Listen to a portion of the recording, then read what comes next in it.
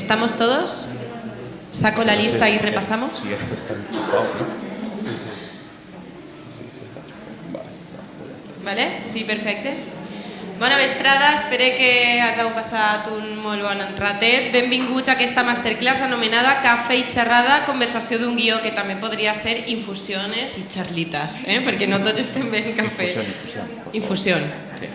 Una oportunitat excepcional per a submergir-nos en l'apassionant món de l'escriptura de guions i conèixer una mica més sobre els secrets d'aquesta tasca.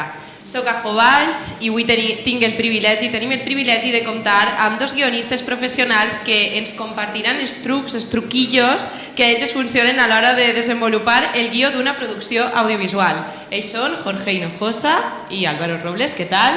Fort aplaudiment per a ells.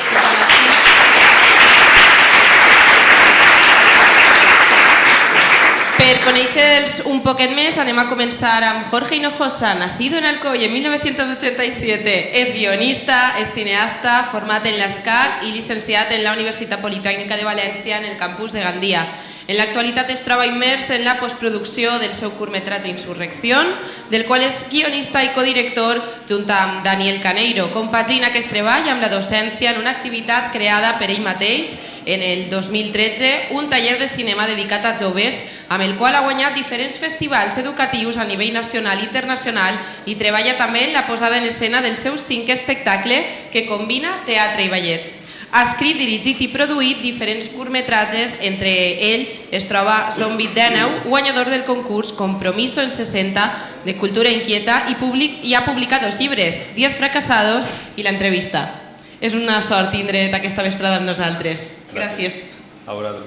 I després també tenim amb nosaltres Álvaro Robles, és un director i guionista nascut en Caravaca de la Cruz en 1990. Actualment es troba desenvolupant diversos projectes personals, entre ells Lo Siento, el seu següent curtmetratge, coescrit al costat de l'experimentat guionista Enric Rufàs, i el llargmetratge d'animació A veces Silencio, seleccionat en el programa de residències de l'Acadèmia de Cinema. Després de desenvolupar la seva carrera professional com a creatiu publicitari, es forma com a guionista i director en escoles com Metròpolis o l'Institut del Cinema de Madrid. Des d'aleshores ha escrit i dirigit diversos curtmetratges, aconseguint amb Umbrellas, m'ha dit ell que ho dic així, un curtmetratge del 2020, diversos reconeixements. Entre ells, una nominació a millor curt d'animació en els Premis Goya 2022, més de 100 seleccions en festivals internacionals, entre ells el de Clermont-Ferrand, Uppsala o el Festival du Nouveau Cinéma de Montreal, i nombrosos premis i nominacions en esdeveniments com els Premis Quirino o els Premis Fugar. Enhorabona per la teva carrera i també gràcies per acceptar la nostra invitació. I ara ja comencem amb les preguntes. Nosaltres així tenim algunes preparades i també vosaltres, si voleu preguntar alguna coseta. Álvaro acaba de vindre de fer també un pitching, és a dir, que comparteix moltíssim del que heu passat avui vosaltres. No sé si podríem començar per ahí, ¿no? Álvaro, cuéntanos cómo ha ido esta mañana. Muy bien. Bueno, muchas gracias a todos los que estéis aquí, lo primero.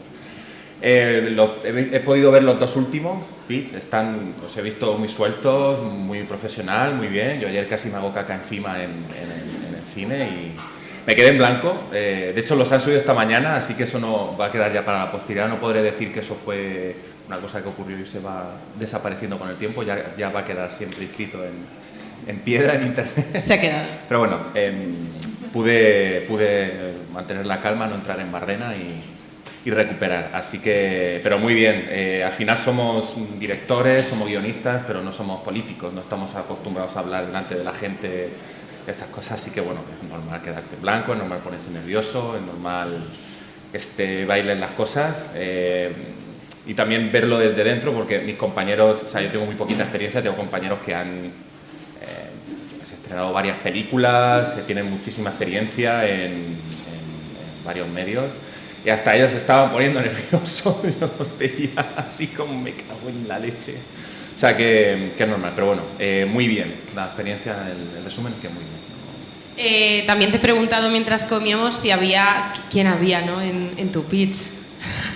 Claro, era, este es el pitch resultante del programa de residencias de la Academia de Cine, que es un programa que este año es su 4ª edición. La Academia de Cine selecciona 20 proyectos entre largos, tanto de ficción como de animación, documentales y series, 20 proyectos en total, para desarrollar en el seno de la academia durante un año. Y el resultado de todo eso es hacer un pitch frente a la industria, pues, y es industria, es Netflix, Amazon, productoras, distribuidores, agentes de ventas, y estaba bastante llenito el cine, más de lo que yo me imaginaba. ¿Acojona? Un poquito, sí. Vale. Entonces, imaginarte los desnudos no funciona tampoco. Alumnes, algú vol fer-li alguna pregunteta sobre el cafè? No? Vinga, va, per així. Demanem apropar el micro. Vale. Moltíssimes gràcies, està per així. L'acompanya. Gràcies, Clàudia. No demanaré més aplaudiments, que ja abans ja se n'hem passat. Hoy ya no vaya al gimnasio, que ya se Hoy pena. està. Vale. Què tal? No, volia saber si els pits eren de quina duració eren, si també se podia incloure el teaser i si eren tots de documental o si mezclaven ficció i altres formats. Eran pits de 5 minutos cada uno y eran por bloques. Primero eran series de televisión, documental y animación, y luego el segundo bloque eran todos los largometrajes de ficción. Y bueno, si querías poner un teaser, tú podías hacer un poco lo que quisieras. Hubo gente que puso un teaser y yo en mi caso, como era largometraje de animación, pues fui poniendo algunas imágenes de fondo, que había trabajado con ilustradores, y con eso fui construyendo la historia que iba contando. ¿Y qué tal la residencia con la academia? ¿Es de un año o cuánto tiempo Son dura? 9 meses, empiezas en septiembre-octubre y hasta junio, ahora entramos en el último mes. Pues muy bien, me han estado pagando un salario, o sea, no me he hecho rico tampoco, pero bueno, salario mínimo me lo han pagado por escribir mi proyecto. He tenido el mentor que he querido, o sea, hay una figura que es el mentor, que es alguien que te va corrigiendo, te va dando feedback, y yo he tenido a un guionista que se llama Eligio Montero, que ha escrito 20.000 cosas, y entre ellas una peli que se llama Buñuel, El laberinto de las tortugas, que me encanta. Y luego pues tienes a la academia a tu disposición. Yo he ido ahí todos los días a la biblioteca, me siento en mi mesita ahí rodeado de libros. O sea, presencial, todo Claro, presencial, claro, no formato claro. online, ¿no? Exactamente. Y cuando eso, pues por las tardes me bajaba al cine, porque todas las tardes se echan pelis. Muy mal, una cosa, estoy deseando que se acabe. Qué guay, aprovecha muy bien. Gràcies. Preguntetes també per a Jorge Hinojosa. Ens han xivat també que el teu projecte d'Insurrecció ja li queda no res. Contar-nos també un poquet com va. Bueno, pues va bien. Lo que pasa es que sí que es verdad que, no sé si te pasó también, que el proceso de postproducción, en este caso, a mí se me está haciendo eterno. ¿En qué estás? O sea, ¿estás montando? No, está ya montado, sonido? pero ahora están con sonido, música, efectos especiales y color. Vale. Entonces, como, claro, te llega información, te llegan 1000 versiones distintas del corto, pues esta con música, esta con retoque de color, esta con efectos. Y al final es como que ves que ya estás ahí a punto de tener a la criatura, pero aún falta. No, esto, ahora corrige esto, no, ahora cambia esto. Que bueno, que de hecho lo que habéis visto fuera en la exposición, que son las fotos de Claudia, es primicia total, porque esas fotos no están en ningún sitio. De hecho, van a estar aquí y se van a volver a esconder hasta nuevo aviso.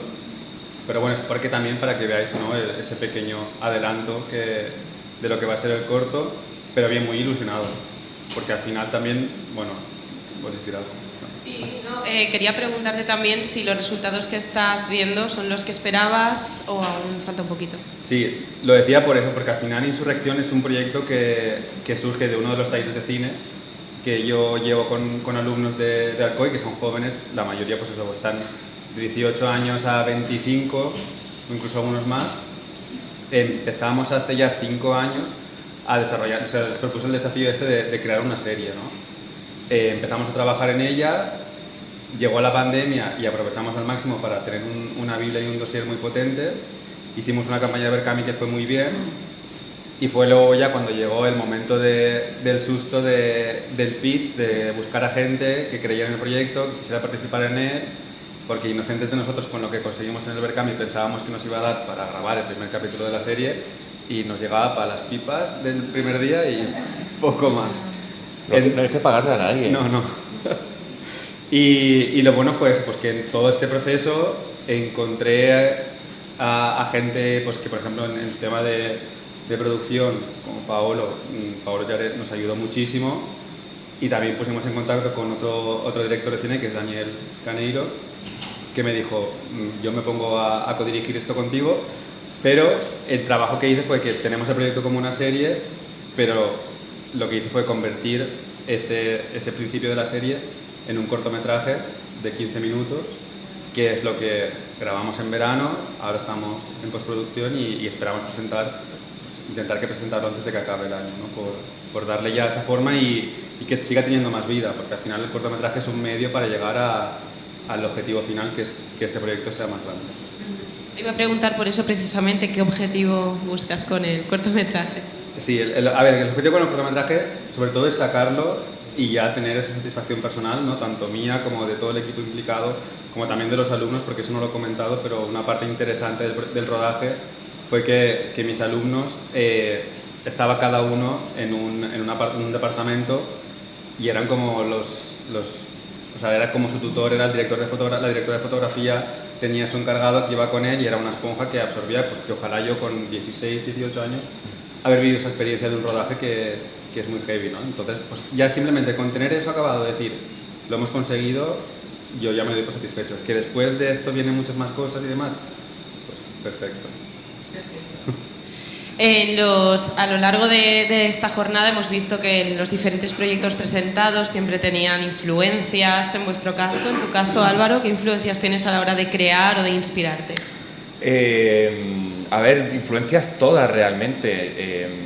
Siempre tienes como tus tótem al principio, que son la gente que de alguna manera te abre el cine, rascas un poco la superficie del entretenimiento y entiendes que hay algo por debajo, algo que te toca cosas por dentro, que te mueve. Yo las primeras, siempre digo que hubo 3 pelis en distintos momentos que me hicieron ese trabajo, que fueron Hijos de los Hombres de Cuarón, Olvídate de mí, de Gondry, y El viaje de Chihiro, que la vi con 20 y tantos años y fue una peli que me hizo sentir niño otra vez en 20 años. Entonces, por distintos motivos fueron esas, pero claro, luego sigues viendo cine. Ahora, por ejemplo, antes me gustaba leer en el metro, ahora no puedo porque ya no me concentro de la misma manera que me concentraba antes. Entonces ahora escucho podcast y ahora pues intento buscar todo lo que tenga que ver con cine. Pues ahora estoy escuchando todas las entrevistas que le han hecho a Rodrigo Cortés, pues me las estoy escuchando todas. Las que le han hecho a Nacho Vigalondo, pues me las estoy escuchando todas. Entonces, pues de uno aprendo una cosa, de otro aprendo otra. O sea, creo que está bien el tema de los referentes, al principio sobre todo, cuando necesitas a alguien en quien fijarte, pero luego eso se va diluyendo, ¿no? Porque cuanto más cine consumes, cuanto más aprendes, cuanto más lees, siempre vas a encontrar cosas con las que te sientes identificado, ¿no? Aunque sea un plano concreto y digas, hostia, qué bien solucionado está esto hecho aquí, pues eso lo incorporo, ¿no? No sé a ti si te pasa... ¿En tu caso? Sí, es un poco eso, ¿no? Al final creo que todos compartimos el referente de Olvídate de mí, que es increíble esa película. Sí. Pero sí que es verdad que a mí, por ejemplo, siempre me ha gustado muchísimo el cine. O sea, mis primeros recuerdos que tengo es de ir al cine de Alcoy, a un cine que era enorme, era precioso. O sea, me acuerdo perfectamente de ir a ese cine. O después, por ejemplo, los fines de semana en casa con la familia, pues, ir al videoclub, alquilar una película y demás. Entonces, como que al final, desde pequeño creo que siempre me he ido empapando del cine, ¿no?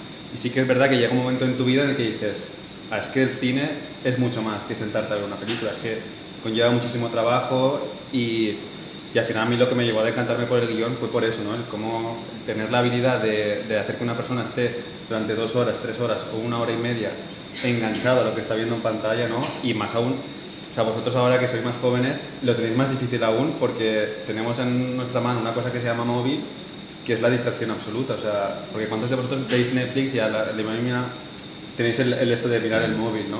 En cambio, no, cuando una película o una serie consigue atraparte y meterte de lleno, creo que es una sensación preciosa y es eso, pues en cuanto a referentes, no sé, es que podría decirte 1001, ¿no? Pero por ejemplo, dentro de España, sí que es verdad que Alejandro Amenábar siempre me ha gustado muchísimo, pero Daniel Sánchez Arévalo me parece brutal las tramas que hace, ¿no? Cómo crea esa familia en la que tú formas parte de ella cuando la estás viendo.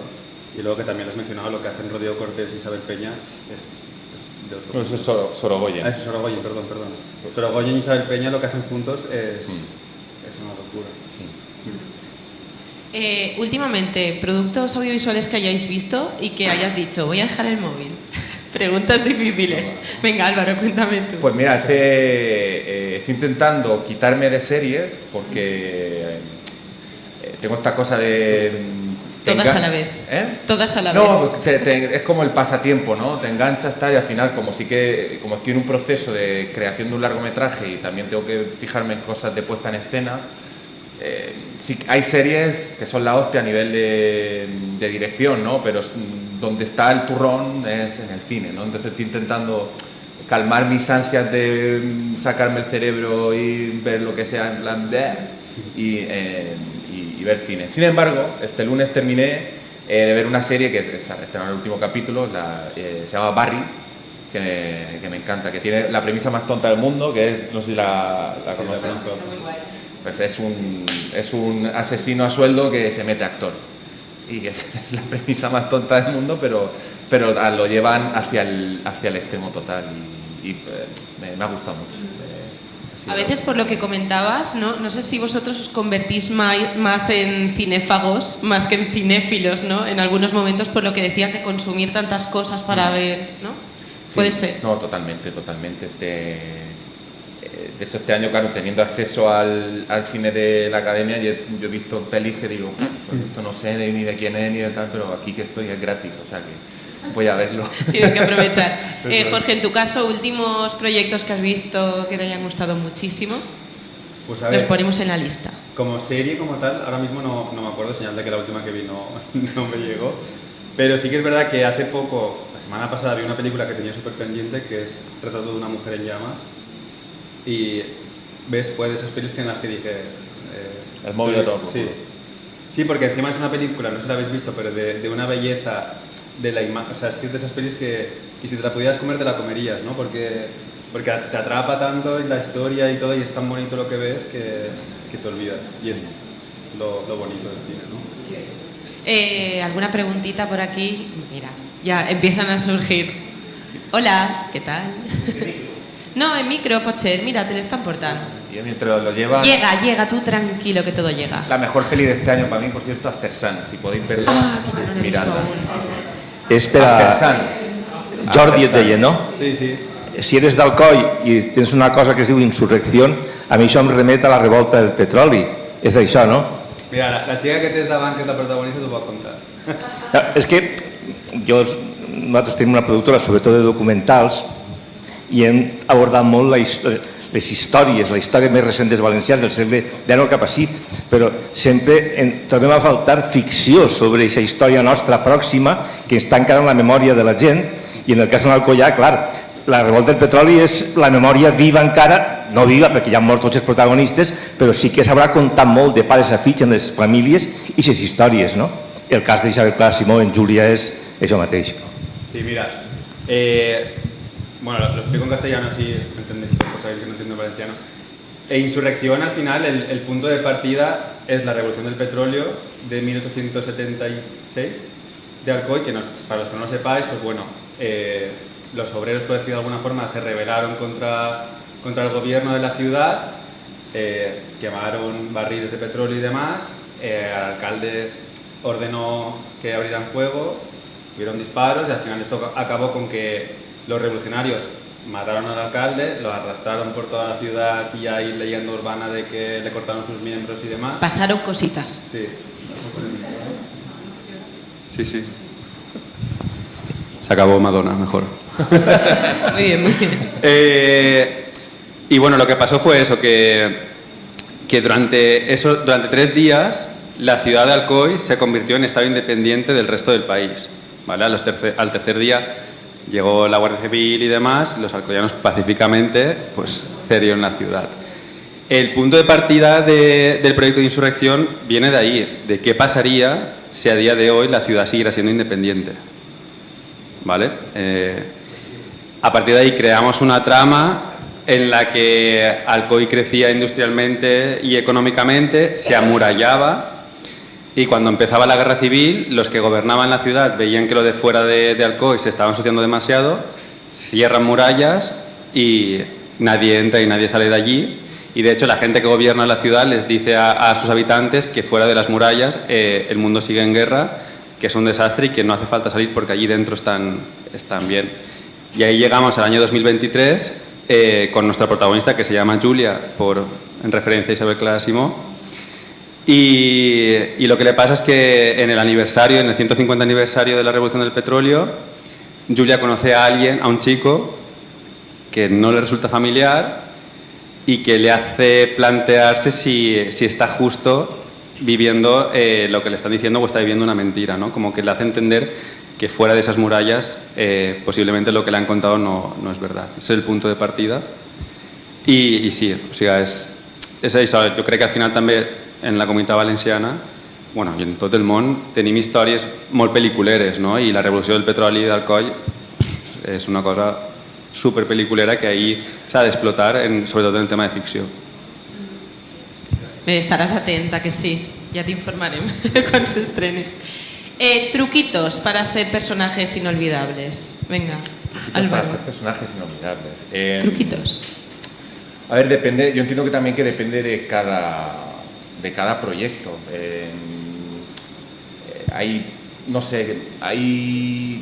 historias que nacen en un personaje que ya está de alguna manera más o menos definido. Hay premisas que te piden que desarrolles un personaje en base a esa premisa. Pero bueno, yo, por ejemplo, por contar algo, hice este año un curso de interpretación. Yo ya sabía que era un actor terrible y entonces dije, vamos a comprobarlo de verdad.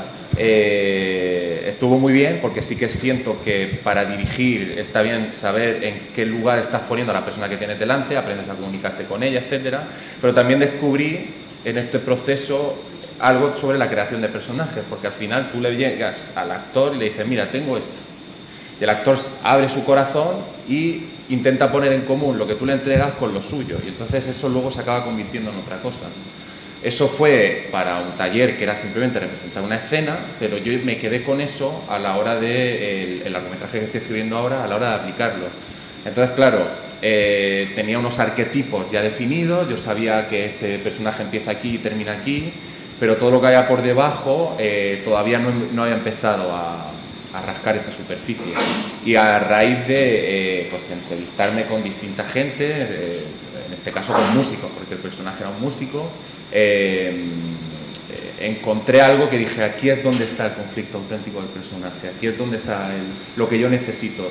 De alguna manera estaba ahí, es esto que dicen de que las estatuas ya están dentro del mármol, ¿no? Eso es lo que hay que sacarlas, pero claro, ponte con el cincel.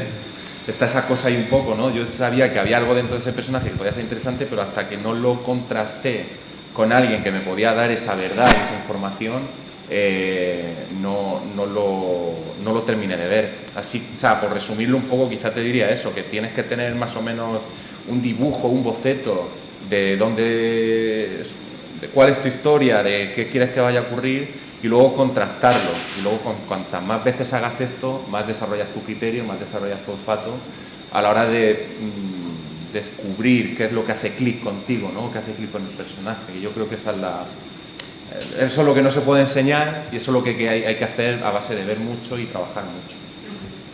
En tu caso, Jorge, para crear un buen personaje, ¿qué haces? ¿Qué truquillos? Bueno, lo primero es... son consejos, son tips. Sí.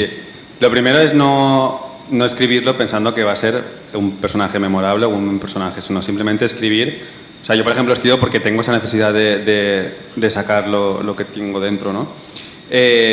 Lo que pasa es que luego, a medida que escribes, pues es también lo que comentaba Álvaro, al final tienes ese personaje y lo que estamos viendo de él en una película, por ejemplo, es un momento de su vida, ¿no? Al final hay que pensar también qué hay detrás antes de esa película y qué siente ella por dentro o él por dentro, qué le pasa por su cabeza, qué ha vivido, qué traumas ha vivido, y eso al final también es lo que dice Álvaro, ¿no? Es leer mucho, ver mucho cine y también hablar mucho con la gente, ¿no? Porque al final, conociendo a gente y saliendo a veces de nuestras murallas, es cuando conocemos otras realidades, otras personas, y otras culturas también, ¿no? O sea, no pensar que un guionista lo sabe todo. Al final, muchas veces el fallo del guionista es ese, ¿no? Que dicen, no, el guionista es Dios. No, perdona. El guionista es, sí, el que en este momento tiene las claves para poder escribir esa película, esa historia. Después, obviamente, sin todo el equipo que va detrás, es imposible que eso vea la luz. Pero al final yo no soy de escribir eso pensando que yo tengo el control de toda la historia, esto va a pasar por aquí, esto va a pasar por allá. No, al final, a veces los personajes te hablan, ¿no? O sea, lo pones en una escena y a mí me funciona mucho pues el coger a algún amigo o algo y que lo lea o ver cómo lo hablan ellos y dices, no, esto no es nada real, esto no está funcionando aquí, ¿pero por qué? Porque a lo mejor a este personaje le falta un bagaje que tú no conoces, ¿no? Y gracias a ver eso, tú puedes decir, vale, es que esta persona va a actuar así porque de pequeño le pasó tal y tal.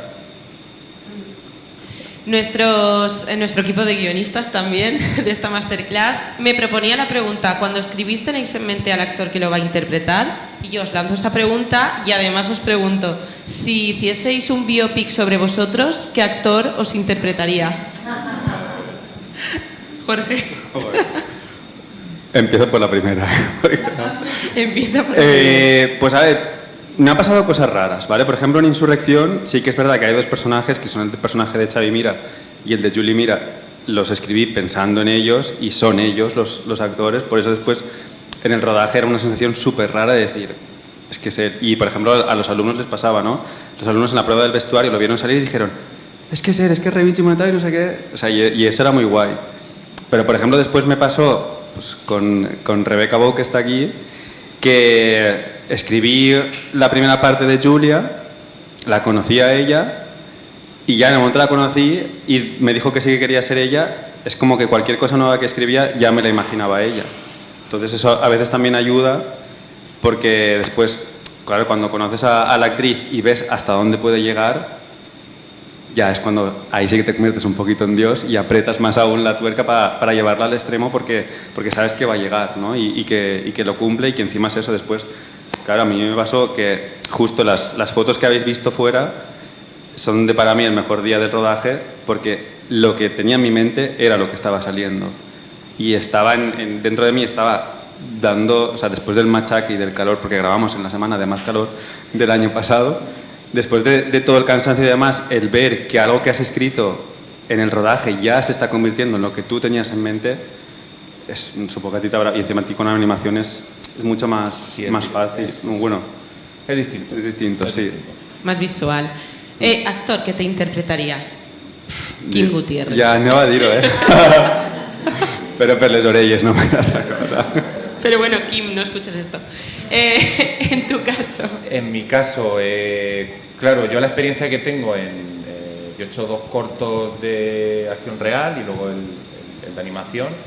En el caso de los cortos, siempre había escrito con los personajes ya en la cabeza, porque eran cortos hechos con los medios que teníamos, que eran los actores que hay en Caravaca de la Cruz, que son los que son, que maravillosos, pero no hay más, ¿no? Entonces, pues tienen que adaptarse a cómo son ellos, ¿no? Entonces, eso, bueno, ya entiendo que te facilita la tarea, ¿no? A la hora de ver un poco el vocabulario, ver un poco el tono en el que va a localizar a los personajes. Y luego en el segundo corto trabajé con lo que se llama un actor natural, una actriz no profesional, porque naturales deben ser todos, ¿no? Que era una señora que era amiga de mi madre, que la conocí haciendo las fotocopias del guión del anterior corto, y cuando llegué no me soltaba del brazo, no me dejaba irme, era muy habladora y muy extrovertida, y yo dije, yo con esta señora tengo que hacer algo alguna vez en mi vida. Y entonces pues tenía una idea que no sabía cómo desarrollarla, y cuando la encontré a ella dije, vale, ella es la prota de esta idea que tenía que no sabía cómo desarrollar. Entonces el guión lo escribí en base a una cosa que yo no sabía que se llamaba así, que era improvisaciones, que la improvisación no es me pongo aquí a contar lo que quiero, una improvisación y una interpretación es das unas circunstancias dadas en 2 personajes y ves hacia dónde lo llevan ellos, y eso supone una especie de momento real en la biografía de esos personajes. En base a varias improvisaciones pues vas construyendo esa biografía que ellos tienen, ¿no? Hasta dar finalmente con la escena de tu peli. Trabajando con ellas dos, más por el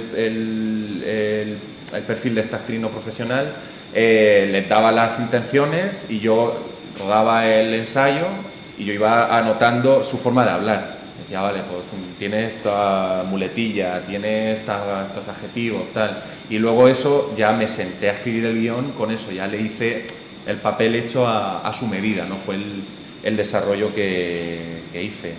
En el caso de la animación, al final, claro, primero tienes que tener la historia clara, el guión, luego ruedas o grabas las voces y luego ya la animación.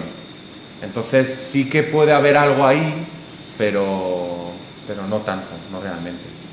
En tu caso, ¿quién te interpretaría? Carmen Machi.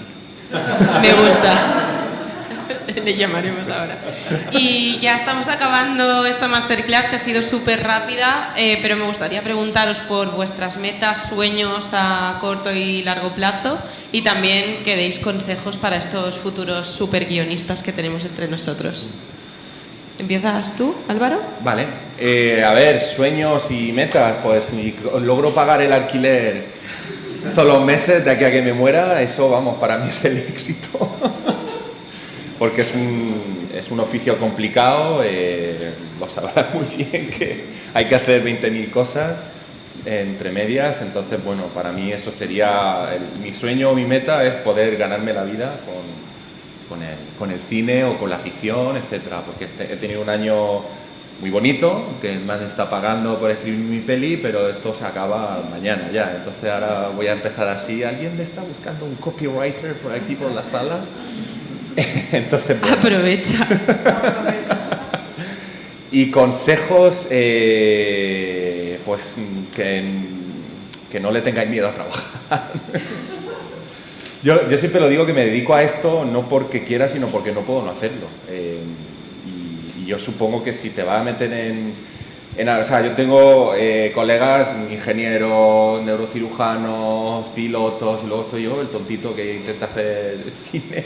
Entonces, claro, y yo estoy bien, estoy contento con eso, pero tenéis que ser conscientes de que mientras vuestros colegas van a poder tener una familia y pagarse una casa, vosotros el día que os compráis una hamburguesa sois felices porque es la primera vez en 3 meses que coméis fuera de vuestra casa y no es pasta con atún. Entonces, yo eso lo abrazo y lo adoro y forma parte de mi vida, pero que encontréis la felicidad en eso y que encontréis el orgullo también en hacer eso. Quizás sería el mejor consejo que os podría dar. Jorge, ¿sueños? A ver, en cuanto a sueños, yo creo que el primero y el fundamental es vivir, ¿no? Es decir,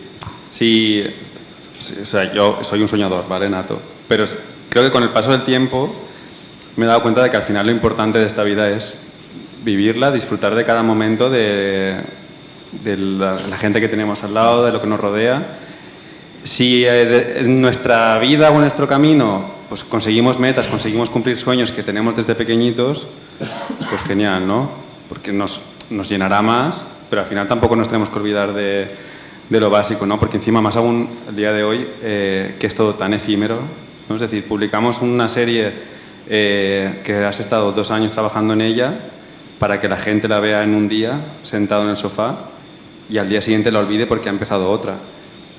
Entonces, al final también yo creo que lo que tienes que hacer es vivir con las experiencias que te tocan, asimilarlas, pues trabajar, como decía Álvaro, que al final yo creo que trabajar es súper importante en eso, en plan de, si tú le pones tu corazón, disfrutas de lo que haces, estás rodeado de gente que te aporta, que suma, a la que resta, la intentas apartar, es difícil, pero hay que apartarla, y ya está. Y el consejo para ellos yo creo que es ese, es decir, es el trabajar. El trabajar mucho de no rendirte, ¿no? Porque a mí, por ejemplo, pues, cuando estuve en la SCAC tuve varias jornadas de pitch y ahí te dan de hostias por todos lados, que supongo que es lo que te pasaría ayer también a ti.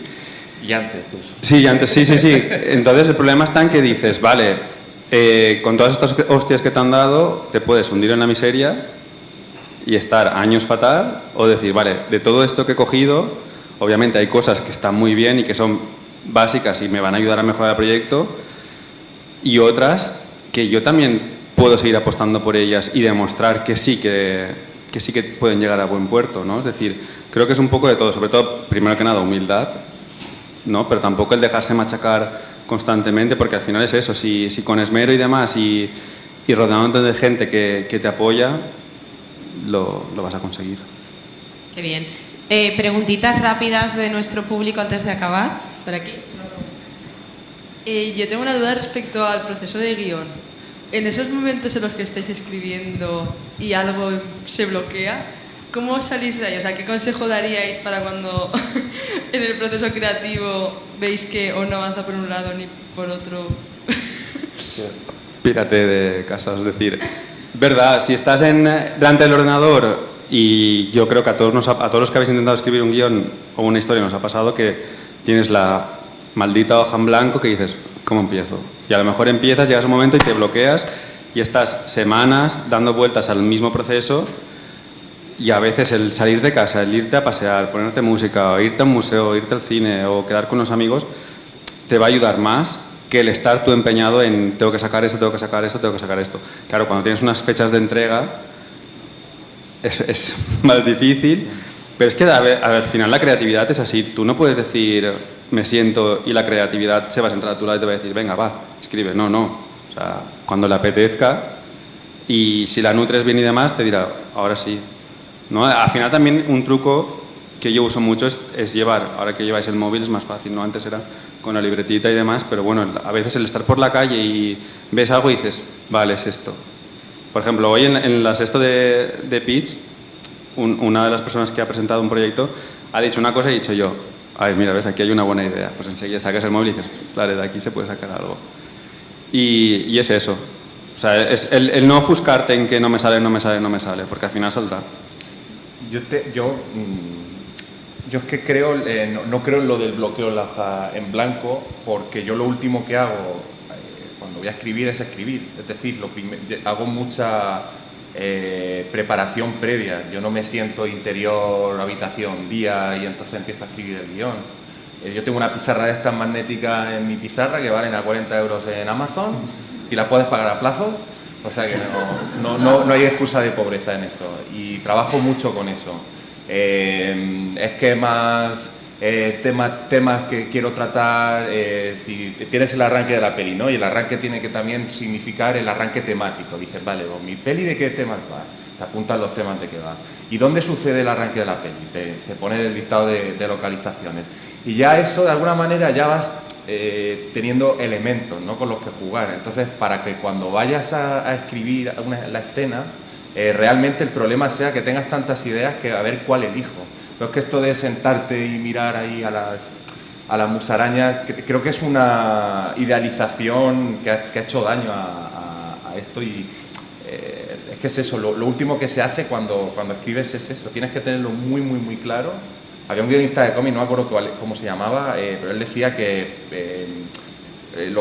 generaba todo el material con el que iba a trabajar, hacía toda la investigación, hacía entrevistas, se metía en la biblioteca, sacaba los libros, lo tenía todo claro y entonces una vez que ya tenía claro por dónde iba a pasar, ya se encerraba en una cabaña que él tiene en un bosque no sé dónde y hasta que no terminaba de escribirlo no salía. A eso me refiero, hay mucho trabajo previo para evitar el bloqueo. El bloqueo es síntoma de que no has trabajado lo suficiente, de que te has lanzado a escribir rápido sin saber realmente dónde va a ir. Porque yo cuando estoy sentado y escribo una escena, yo sé qué escena es y dónde estoy, ya sé quiénes son los personajes, ya sé cómo hablan, sé en qué punto están respecto a la anterior, sé hacia dónde van a ir. Luego eso va a estar fatal y va a ser terrible y voy a decir esto es una basura y soy un escritor, la gente se va a dar cuenta de que soy un fraude y tal, eso va a pasar. Y no pasa nada. Y luego le quita el final, le quita el principio y dice, pues mira, está mejor, ¿no? A mí me pasa eso mucho. También te diría, como un consejo así y tal, no sé si era Mamer el que lo decía, lo de entra pronto y sal tarde.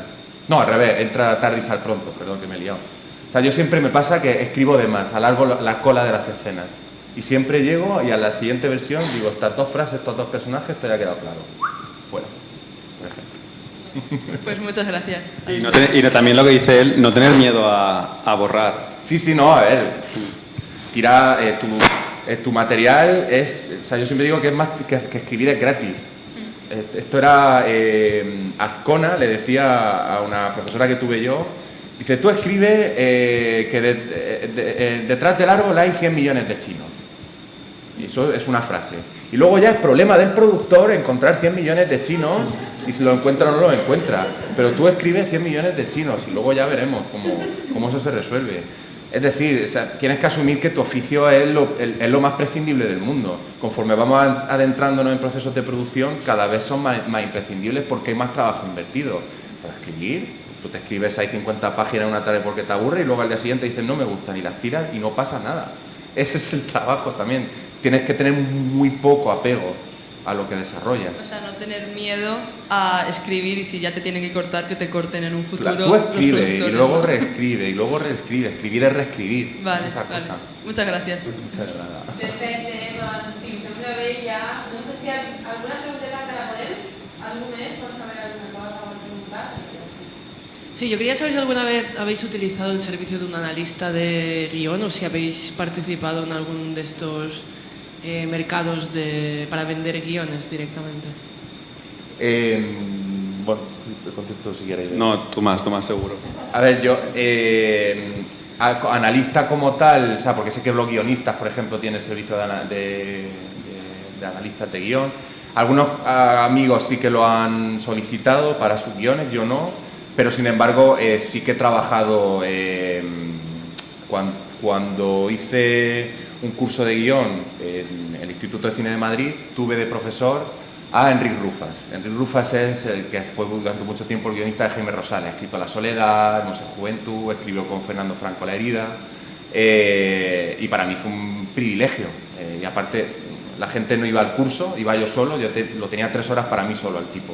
Entonces pues me analizaba las 15 páginas que había escrito esa semana, pues las analizábamos de principio a fin, comentábamos ideas, es muy útil. También te digo, hay que ver a quién le pides ese feedback, es decir, o sea, está el rollo profesional y luego está tu entorno de gente con la que tú puedas confiar, que en esto sí que te sentirás más también. O sea, sabrá a quién enseñarle el guión de tus colegas y a quién no enseñárselo, ¿no? Porque habrá gente que entienda mejor quién eres tú como creador o en cuyo criterio confías más. Luego también, por ejemplo, este año en la academia pues he tenido a este hombre, a Eligio Montero, que me ha estado analizando todas las etapas que decía, la sinopsis, luego un tratamiento, luego una escaleta. Hemos ido analizando todo poco a poco, pasando por todos los pasos, que eso también forma parte, que respetes el proceso de escritura. Y luego lo que decía de los colegas y tal, pues tengo un grupo de amigos que todos estamos escribiendo, porque muchas veces yo mi material no soy capaz de ver los problemas que tienes. Esto de los árboles no te dejan ver el bosque, estás tan dentro de tu historia que hay una cosa que por lo que sea no funciona y no terminas de entender muy bien y luego te lo ve un amigo, insisto, en el que tienes que confiar y en cuyo criterio tienes que creer, te dice, esto no está muy claro, ¿por qué no cambias esto? Y dices, hostia, ¿cómo no soy capaz de verlo?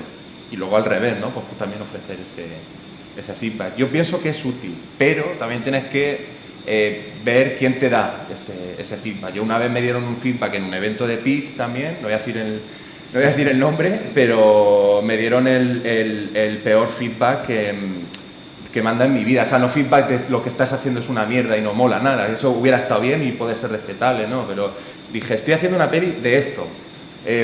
¿Y por qué no haces esto? Y dije, bueno, pues hazlo tú si quieres y haces tú la peli, ¿sabes? Pero eso no es la peli que yo te he venido a contar. También esto de que digo del criterio y de ir avanzando con el tiempo, de ver cosas, de leer mucho, de escuchar mucho, también te va formando una opinión de las cosas que está más fundamentada con el tiempo y eso también te ayuda a ver qué tipo de feedback es bueno y qué tipo de feedback puede ser perjudicial. Antes decía Amenábar, tuvimos una clase con Alejandro Hernández, un guionista cubano que escribió Mientras dure la guerra. Y utilizó una metáfora que me encantó, el bebé y el agua sucia. Dice que cuando estás lavando un bebé, tiras el agua sucia y te quedas con el bebé. No tiras el bebé y te quedas con el agua sucia. ¿Eso qué quiere decir? Que cuando te dan feedback o cuando tú mismo estás reescribiendo algo, también hay que tener criterio para saber qué es el bebé, qué es el corazón de la historia, qué es lo que está bien y qué es lo que sobra, qué es el agua sucia. Porque a veces cuando no tienes criterio, lo cambias y te vas con tu agua sucia y el bebé está llorando en la papelera. Sí, a mí también, un poco, sobre todo en el posgrado también me pasó eso, ¿no? En la SCA, que era muy guay pues, el hacer una mesa redonda con otros guionistas y por ejemplo, tenía Lola Salvador y más guionistas de profesores que nos ayudaban muchísimo, ¿no? El decir, el entre todos ir sumando en ese proyecto. Pero después sales de la uni y es lo que pasa, es eso, que te encuentras con la realidad y sobre todo te encuentras con gente que entiende el cine como una forma de ganar dinero. Entonces esas personas, es lo que dice él, ¿no? Yo me he encontrado con feedback, sobre todo por ejemplo en Insurrección, hay feedbacks muy buenos que me han dado hostias, pero me han servido para mejorar el resultado final, y otros que eran en plan de no, pero esto va a ser tal, y dices, si no he firmado nada contigo ya y ya me estás cambiando todo el proyecto para tú sacar un beneficio de eso, ¿no? Y al final como maltratando la historia, que es triste, o sea, como guionista sí que tienes que ser consciente de que tú en el momento acabas el guión, ya empieza el rodaje, ya no es tu criatura, ¿no? Como tal. Y lo que pasa es que después, ¿qué estaba diciendo? Eso, que o sea, que tienes que aceptarlo como que se vaya, pero que te respeten lo que tú has creado, ¿no? Entonces, claro, cuando lo que decía Álvaro, si van y enseguida te lo quieren cambiar todo o se lo quieren adueñar, tú tienes que ceder hasta cierto punto porque obviamente pues, hay que comer, pero también es eso, ¿no? El no maltratar una historia en la que tú te has dejado tanto y que tú has comprobado que funcionan porque tu círculo cercano en el que confías y que no tienen ningún miedo a decirte, Jorge, esto está fatal, lo han visto bien. Entonces, ¿qué pasa? ¿Que te vas a fiar de la opinión de uno cuando 10 ya te han dicho que sí que és viable esto? Bé, doncs, donar-los les gràcies a Jorge Hinojosa, a Álvaro Robles per estar amb nosaltres aquesta vesprada. Fort d'aplaudiment ara, sí.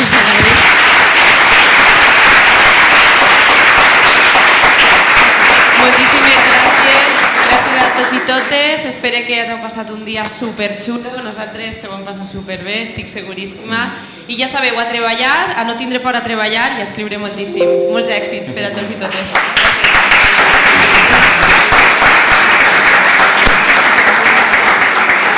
Qué guay.